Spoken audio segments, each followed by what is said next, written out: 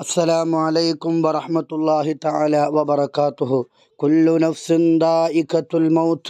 എല്ലാ ശരീരവും ഒരു ദിവസം മരണത്തെ രുചിച്ചറിയുക തന്നെ ചെയ്യുമെന്ന് അല്ലാഹു റബ്ബ് സുബ്ഹാനഹു വ തആല വിശുദ്ധമായ ഖുർആനിലൂടെ നമുക്ക് പറഞ്ഞു തന്നതാണ്. ഒരുപക്ഷെ നേരത്തെ ലോകത്തിനോട് വിട പറയും, അല്ലെങ്കിൽ വൈകിയായിരിക്കും. ഏതായാലും ഒരു ദിവസം ഈ ദുനിയാവിൽ നിന്ന് നമ്മളൊക്കെ യാത്ര പോകേണ്ടവരാണ്. ഇന്നൊരു മരണവാർത്ത കേൾക്കാനിടയായി.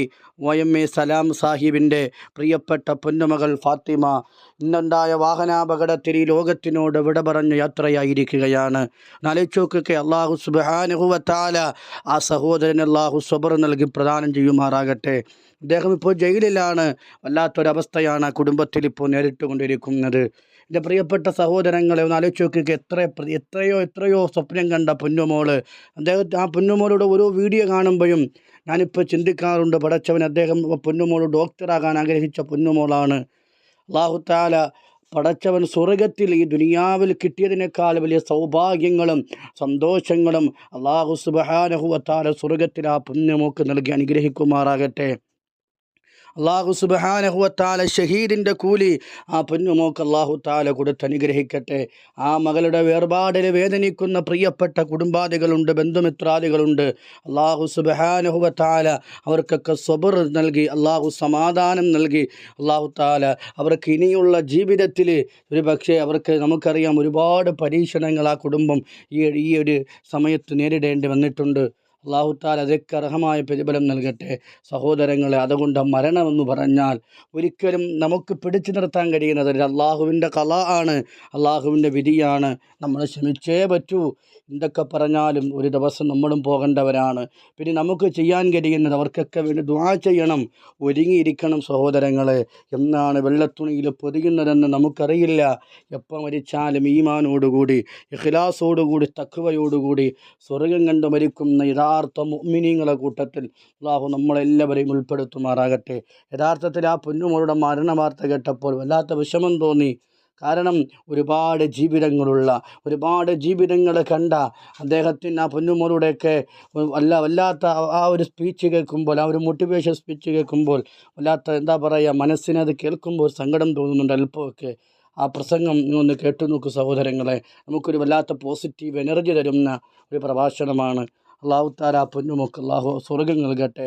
സ്വർഗത്തിന് മാതാപിതാക്കളോടൊപ്പം ഒരുമിക്കുന്ന, മാതാപിതാക്കളുടെ സ്വർഗത്തിൽ നേരത്തെ പോയിട്ട് അവിടെ കാത്തുനിന്ന് ഉപ്പാനെയും ഉമ്മാനെയും കൂടപ്പറപ്പുകളെയും സ്വർഗത്തിലേക്ക് കൈപിടിച്ചു കൊണ്ടുപോകുന്ന പൊന്നുമോളാക്കി അല്ലാഹു സുബ്ഹാനഹു വ തആല പൊന്നുമോളെ മാറ്റുമാറാകട്ടെ.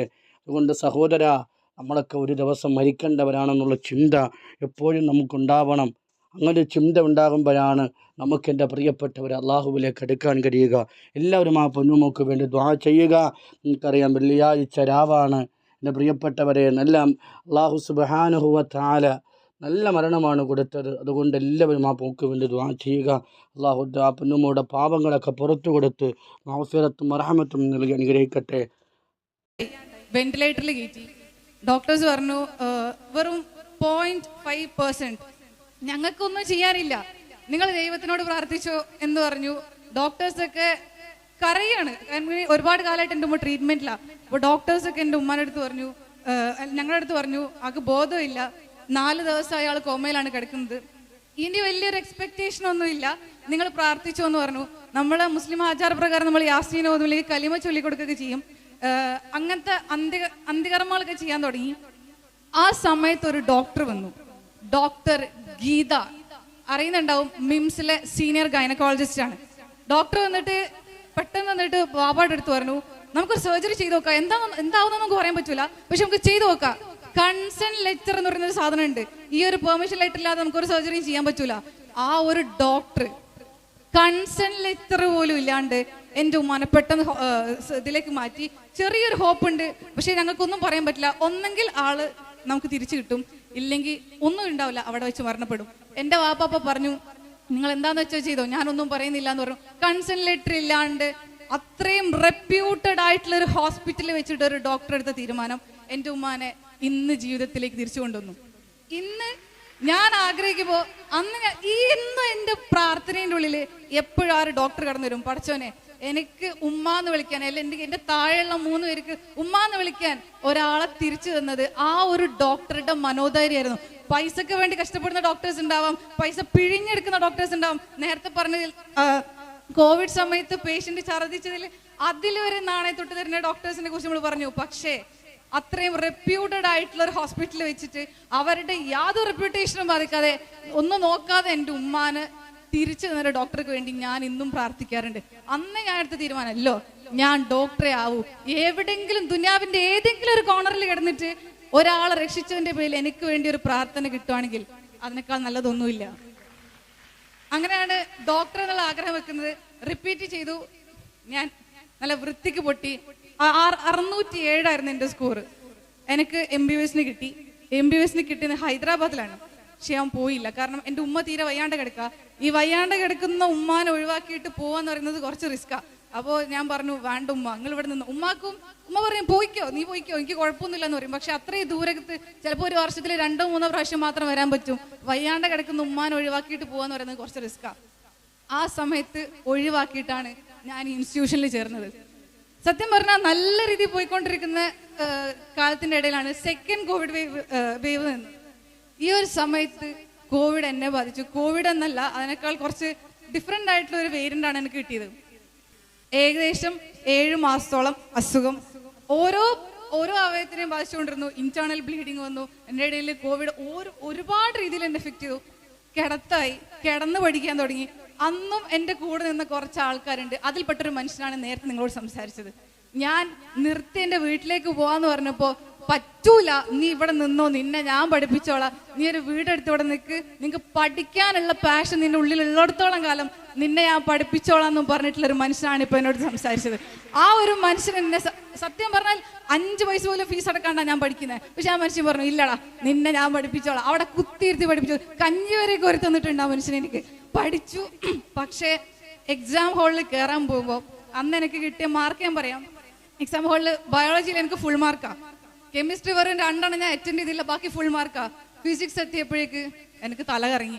കാരണം എക്സാമിന്റെ തലേ ദിവസം അഡ്മിറ്റ് ആയിരുന്നു. ഞാൻ ഡിസ്ചാർജ് വാങ്ങിച്ചിട്ട് ഹോസ്പിറ്റലിലേക്ക് എക്സാം ഹാളിലേക്ക് പോകുന്നത്. സ്പെഷ്യൽ പെർമിഷൻ എടുത്ത് എക്സാം ഹാളിൽ കയറി ആ വർഷം, അതായത് ഞാൻ റിപ്പീറ്റ് ചെയ്യാണ്. ആ റിപ്പീറ്റ് ചെയ്ത വർഷം എനിക്ക് കിട്ടിയില്ല. ജസ്റ്റ് മിസ്സായി പോയി. സത്യം പറഞ്ഞ എന്നെക്കാൾ അധികം അന്ന് കരഞ്ഞിട്ടുണ്ടാവുക ഇവിടെ ഇരിക്കുന്ന മനുഷ്യന്മാരായിരുന്നു. ഒരുപാട് കരയെന്ന് വെച്ചാൽ എനിക്കൊന്നും ലൈഫ് സത്യം പറഞ്ഞാൽ ബ്ലാങ്ക് ആയി പോയി. ഞാൻ എൻ്റെ ഉള്ളിൽ ആഗ്രഹിച്ചത് ഡോക്ടർ ആവണം മാത്രമേ ഉള്ളൂ. അതിൻ്റെ അപ്പുറത്തേക്ക് എൻ്റെ മനസ്സിൽ വേറെ ഒന്നും ഉണ്ടായിട്ടില്ല. സത്യം പറഞ്ഞാൽ എൻ്റെ ടീച്ചേഴ്സൊക്കെ പറയും, എടാ നിനക്ക് സംസാരിക്കാം, അല്ലെങ്കിൽ നിനക്ക് വേറെ ഒരുപാട് കഴിവുണ്ട്, നീ നോക്കിക്കോ എല്ലാം പറഞ്ഞപ്പോൾ ഞാൻ പറയില്ല, എനിക്ക് ഡോക്ടർ ആവണം. ഞാൻ ആഗ്രഹിച്ചതാ. എൻ്റെ പാരൻസ് പറഞ്ഞു, നീ വേറെ വല്ലതും നോക്കിക്കോ. പക്ഷെ ഞാൻ പറഞ്ഞു, എനിക്ക് ഡോക്ടർ ആവണം. അങ്ങനെ ഇങ്ങനെ ഇരിക്കുന്നത് പെട്ടെന്ന് ഒരു സുപ്രഭാതത്തിൽ എൻ്റെ ഇക്കാക്ക കുഴഞ്ഞു വീണ് മരിച്ചു. ഇതും കൂടെ ആയപ്പോൾ സത്യം പറഞ്ഞ ലൈഫ് ആകൂടി ബ്ലാങ്ക് ആയി. കാരണം എന്നെ റിപ്പീറ്റിന് പറഞ്ഞയക്കുമ്പോൾ ഇക്ക പറഞ്ഞൊരു വാക്കുണ്ടായിരുന്നു, എടാ നീ പഠിച്ചിട്ട് വാ, അന്ന് നമുക്ക് പന്തലൊക്കെ കെട്ടിയിട്ട് ആൾക്കാരൊക്കെ വിളിച്ചു കൂട്ടിയിട്ട് ഒരു പരിപാടി നടത്തണം, നീ വന്നിട്ട് നിന്റെ പേരിലൊരു ട്രീറ്റ് നമുക്ക് എല്ലാവർക്കും കൊടുക്കണം എന്ന് പറഞ്ഞു. എക്സാം എഴുതി ഇക്കാക്ക പറഞ്ഞ പോലെ തന്നെ പന്തലൊക്കെ കെട്ടി. പക്ഷെ ആ കെട്ടിയത് എൻ്റെ ഇക്കാക്കൻ്റെ മയ്യത്ത് കൊണ്ടുവരാന്ന് മാത്രം. ആ ഒരു പ്രശ്നം കൂടി വന്നതോടുകൂടി സത്യം പറഞ്ഞാൽ ലൈഫ് ബ്ലാങ്ക് ആയി പോയി. അന്ന് എൻ്റെ വാപ്പെടുത്ത വലിയൊരു തീരുമാനമുണ്ട്, ഡാ നീ റിപ്പീറ്റ് ചെയ്തോ, എന്താന്ന് വെച്ചാൽ ചെയ്തോ, പക്ഷെ ഇപ്പൊ നീ ഡിഗ്രിക്ക് ജോയിൻ ചെയ്യണം. കാരണം മനസ്സാകെ ഇങ്ങനെ ഭ്രാന്ത് പിടിച്ച് നിൽക്കുക. എൻ്റെ കൂടെ ഉണ്ടായിരുന്ന 8 പേരുണ്ട്. ഭയങ്കരമായിട്ട് പഠിച്ചായിരുന്നു. ഞങ്ങൾ ഒരുമിച്ചായിരുന്നു എല്ലാ കാര്യം ചെയ്തത്. ഈ 8 പേരും കയറി, 7 പേരും കയറി, ഞാൻ മാത്രമേ കയറാത്തുള്ളൂ. സ്വാഭാവികമായിട്ടും എൻ്റെ ഉള്ളിൽ അത്രയും ടെൻഷൻ ഉണ്ടാവും, ഫ്രസ്ട്രേഷൻസ് ഉണ്ടാവും, എല്ലാം ഉണ്ട്. ഇമ്പിച്ച് നിക്കാക്ക മരണപ്പെടുന്നു. എൻ്റെ അസുഖം എന്ന് വെച്ചാൽ ഞാൻ പച്ചക്കിടപ്പിലായി 1.5 മാസത്തോളം ഫിസിയോതെറാപ്പി ചെയ്യേണ്ടി വന്നു. ഇങ്ങനെ നിൽക്കുവാണ്. അധികം നടക്കാൻ വരും ബുദ്ധിമുട്ടുള്ള സമയം ഉണ്ടായിരുന്നു. അപ്പോൾ പറഞ്ഞു, നീ ഡിഗ്രിക്ക് ജോയിൻ ചെയ്യുക. ഡിഗ്രിക്ക് ജോയിൻ ചെയ്യുന്ന വെച്ചാൽ വേറെ ഒന്നുമല്ല,